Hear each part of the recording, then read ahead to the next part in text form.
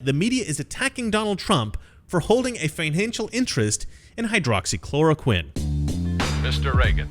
So for those of you who have not heard about this is pretty hilarious. Watch this clip. Thank you. Thank you very much. Thank you.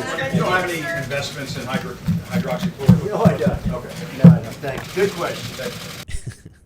For the record, Jim Acosta is not a journalist. He is a professional troll. Anyway, what the hell was Jim Acosta doing asking that question? I mean, and I love Trump's response, by the way. He literally laughs at the question. No, I don't. Okay. No, thank you. Good question. Thank you. I think that's just hilarious. But anyway, so Jim was referring to a story that ran in the New York Times recently that tried to give the impression that Trump was only promoting the benefits of hydroxychloroquine because he had a financial stake in the company that produces it. The suggestion is that Trump is promoting a treatment that doesn't work because it will benefit him financially. He's potentially endangering hundreds of thousands of lives around the world because he wants to make money hawking a fake coronavirus cure. Here are some articles that took the New York Times claim and ran with it. Huffington Post, Daily Beast, Forbes, Salon, Metro Times, International Business Times, The Intercept, and countless smaller publishers and YouTubers. The leftist media constantly claims that conservatives are all conspiracy theorists.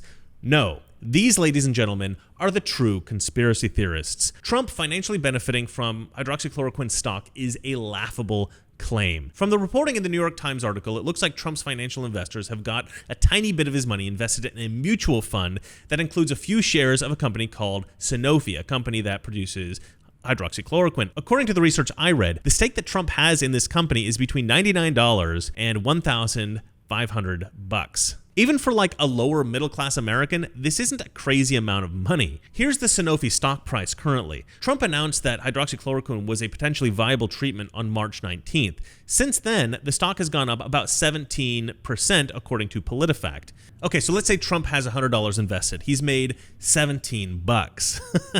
Let's say he's at the top estimate, right? 1,500 whole dollars invested.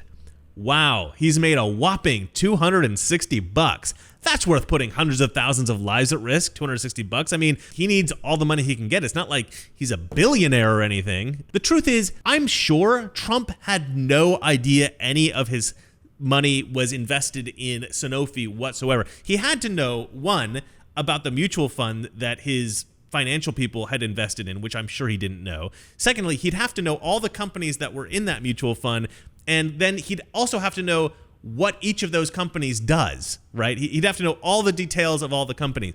I highly doubt Trump knew any of those things. I mean, this is a minuscule amount of Trump's fortune. This is completely insane conspiracy theorist nonsense. And this was printed in the New York Times, and it's being promoted as this big scandal. The left-wing media have really lost their minds this time. I mean, they are desperately scraping the bottom of the barrel for any ideas that might damage the president in any way at all. It is sad how journalistic integrity has just utterly disintegrated in the 21st century. I mean, it's up to random guys on YouTube to give you guys straight news. And remember, it's not that our liberal friends are ignorant.